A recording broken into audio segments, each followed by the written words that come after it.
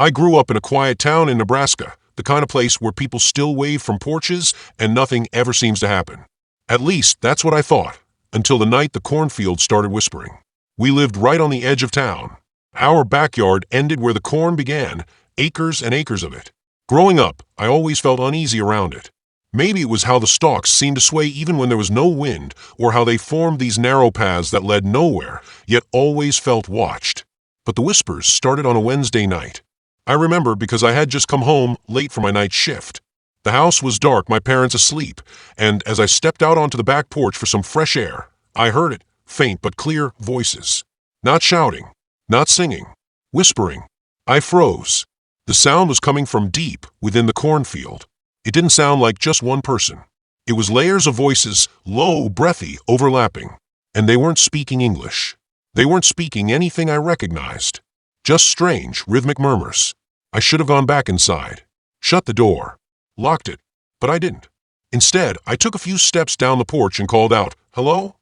The whispering stopped, instantly, and then the corn began to rustle. Something or someone was moving through it, fast, closer. But no footsteps, just the stalks parting as something passed through. Then I saw it, just beyond the edge of a corn, two eyes, low to the ground, glowing a faint, unnatural yellow, not like an animal's.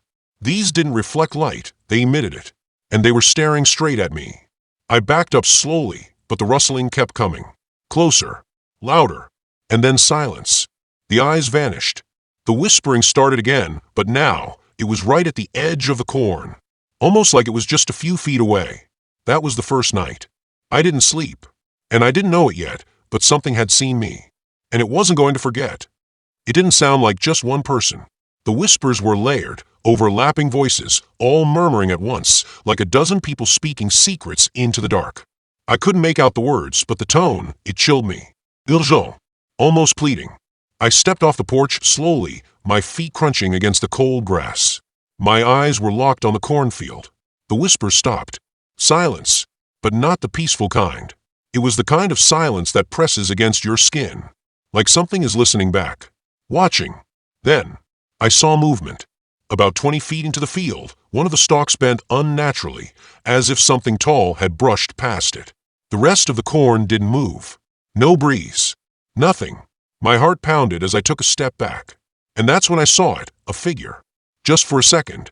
Tall, thin, pale, not glowing, not bright, just barely reflecting the moonlight, like it wasn't fully solid.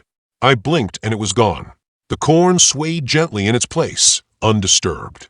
I rushed inside, locked the door, and didn't sleep a second that night. The next morning, I told my dad. He laughed, said it was probably a coyote or my imagination. But that night, the whispers came back. This time they were closer. Not glowing, not reflecting light, just pale. Almost like its skin had never seen the sun. It stood completely still between the stalks, just far enough that I couldn't see its face, but I knew it was looking at me. Staring. I wanted to move, to run back inside, but my body froze. Every instinct screamed danger, not the kind of fear you feel in a dream, but that raw, animal terror when something unnatural is nearby. Then it stepped back, slowly, fading into the corn. Gone. But the whispers returned. This time closer. So close, I could hear a voice separate from the rest. A woman. Her words were faint, dragged like breath. "Don't let it in. Lock the doors." Then silence again. I bolted inside, slammed the back door, locked every window, every door. I even pulled the blinds shut, heart racing, hands shaking. I tried to tell myself I was just tired, that I imagined it. But then, my phone buzzed. One new picture. No number. It was a photo of me, standing outside, staring into the cornfield. But I was never holding my phone. And in the background, there was something else. Something just behind me. I tried to convince myself I was imagining things. That maybe I'd just been tired from a shift, maybe I'd misheard the wind, or seen a shadow. But deep down I knew better. Because that night, the whispers didn't stop. At exactly 12:07 a.m., they came back louder. Not just outside, but around the house. Like the voices were circling it. I sat on the floor in my room, holding a flashlight, listening, barely breathing. Then something tapped on the window. Not knocking, tapping. Rhythmic. Deliberate. Tap. Tap. Tap. I crawled to the edge of the curtain and peeked through. Nothing. But when I looked again, lower, I saw it. A hand. Long, white fingers dragging slowly up the glass from the bottom of the window. I screamed and fell back, heart hammering. But when I looked again, the hand was gone. In the morning, I found deep scratches in the outside windowsill. Not animal scratches. Fingers. Human ones. But they were too long, too wrong. And that wasn't the worst part. On the back porch, written in dirt across the door, were 3 words. I see you. In the morning, the world looked normal. Birds chirped. The sun rose. My parents made coffee like nothing had happened. I wanted to tell them, but what could I say? Hey, there's a pale figure living in the cornfield that whispers to me at night and drags its fingers across my window. They'd think I lost it. So I said nothing.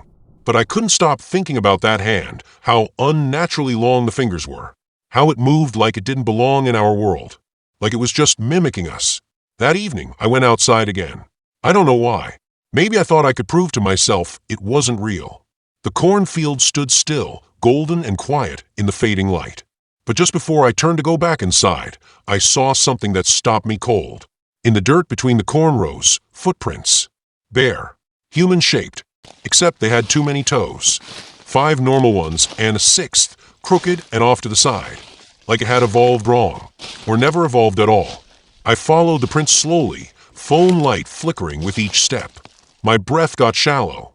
The deeper I went, the more I noticed broken stalks, claw marks on the dry husks. And then, I heard breathing. Not mine. Not human. It was wet, raspy, like lungs full of mud. I turned, slowly, light trembling in my hand. And there it was, the pale figure, standing 5 feet away, not moving. Now I could see its face. It didn't have eyes. Just black, sunken holes where they should have been. No nose. Just slits. And its mouth stretched unnaturally wide. Too wide. Then it whispered. But this time, not in the air. In my head. You open the field, now I'm inside. My legs gave out. I fell, screaming, crawling backward through the dirt. But it didn't follow. It just watched, smiling. I don't remember how I got out. I woke up on my porch the next morning, covered in mud, scratches on my arms, phone missing. My parents were furious. I told them I'd sleepwalked. They believed it.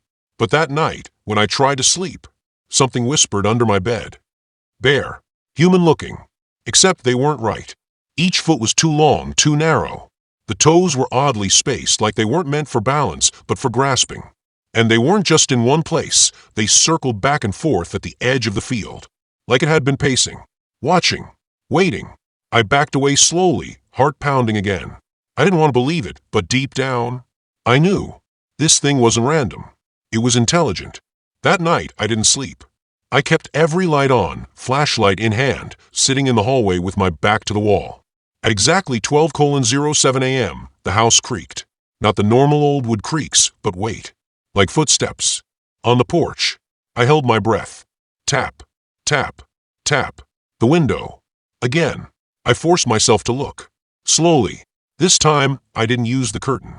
I moved just enough to see the edge of the glass. Nothing. And then a face. Pressed flat against the window. Pale. Eyeless. Like skin stretched over a skull. No lips, just a slit for a mouth. And the mouth moved. Not open and close, shifting, like something inside was speaking without sound. I could feel it in my skull. It wasn't speaking to me. It was trying to get in. And then, just like that, gone.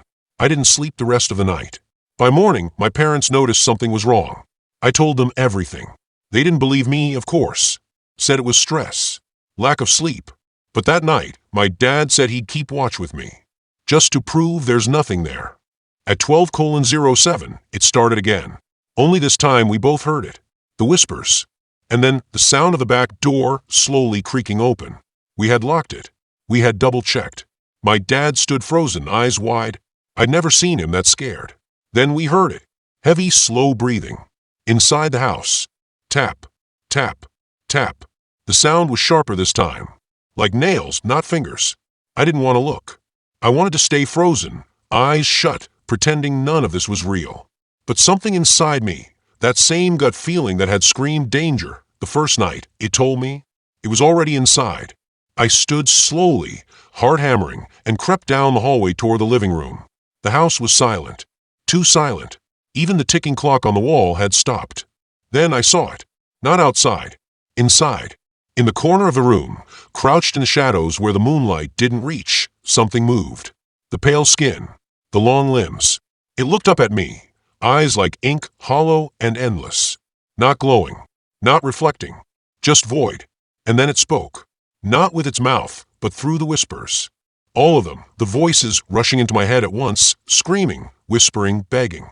Take my place. Take my place. It's your turn now. I collapsed to the floor, clutching my head. The sound was unbearable. It wasn't just in my ears, it was inside me. Then everything went black. I woke up the next morning, in the middle of the cornfield. Alone. The sun was up, the sky was clear, but the house? Nowhere in sight. Just corn. Miles of it. And the worst part, the whispers were gone. Because now, I was the one watching, waiting, for someone else to step into the field, after midnight.